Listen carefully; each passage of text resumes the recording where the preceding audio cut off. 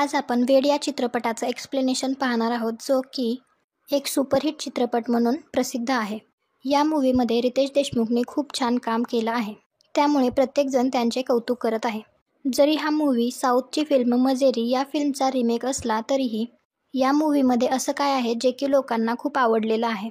चला तर मग आपण या व्हिडिओमध्ये पाहू वेड मूवीची कहाणी. तर मूवीची कहाणी सुरू होते एक तरुण मुलगा सत्यापासून, जो की क्रिकेटचा खूप मोठा फॅन असतो आणि तो स्वतःसुद्धा क्रिकेटर बनू इच्छितो. तो अभ्यास, कामधंदा सगळं सोडून फक्त क्रिकेट खेळत राहतो.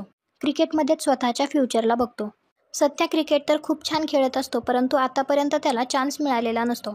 खरं तर सत्याला रेल्वेच्या बाजूने क्रिकेट खेळायचं असतं. रेल्वेच्या टीममध्ये तर सगळे फिक्सर्स भरून पडलेले असतात आणि त्यात एक नाव येतं, ते म्हणजे भास्करचं, जो की एक पॉलिटिशियनसुद्धा असतो आणि एक खूप मोठा गुंडसुद्धा. भास्कर इथला दादा असतो आणि जेव्हा सत्याला क्रिकेट खेळण्याची संधी मिळते तेव्हा तो भास्करच्या टीमला अगदी सहजासहजी हरवून टाकतो. तेव्हापासूनच भास्करला सत्या खटकतो. पुढे आपण लग्नाचा कार्यक्रम पाहू शकतो, जिथे सत्या काम करतो. तिथेच त्याची निशा नावाच्या मुलीसोबत भेट होते. जेव्हा सत्याने तिला पहिल्या वेळी पाहिलं तेव्हा त्याला पाहता क्षणीच प्रेम झालं. अशा पद्धतीने मूवी पुढे चालू राहतो. पुढे जाऊन सत्या आणि निशा एकमेकांना पसंत करतात. पण एक दिवस भास्कर सत्या आणि निशाला एकत्र पाहतो आणि भास्करला सत्यासोबत बदला पण घ्यायचा असतो आणि त्याला निशासुद्धा आवडायला लागलेली असते. म्हणून भास्कर निशाच्या वडिलांजवळ जातो आणि त्यांना सत्याबद्दल सांगतो.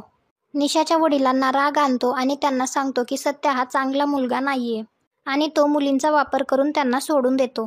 त्यामुळे निशाचे वडील तिला घरामध्ये बंद करून ठेवतात आणि भास्करला सांगतात की सत्याला भीती घालून, धमकी देऊन त्याला निशापासून दूर कर. पण भास्करच्या डोक्यात दुसरंच काहीतरी चालू असतं.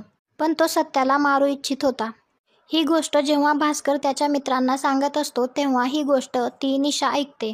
त्यानंतर निशा लगेच घरातून पळून जाते आणि सत्याच्या जवळ येते, कारण निशाला भास्करच्या प्लॅनबद्दल सगळं माहीत झालेलं होतं.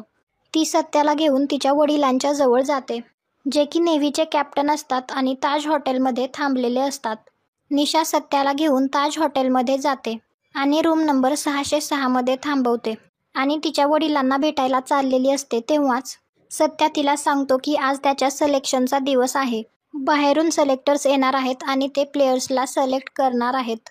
पण निशा सत्याला शपथ देते आणि म्हणते की बाहेर भास्करचे गुंड तुला मारण्यासाठी फिरत आहेत, त्यामुळे तू बाहेर जाऊ नकोस. जोपर्यंत ती येत नाही तोपर्यंत तू याच रूममध्ये थांब. आणि हा सीन येथेच कट होतो.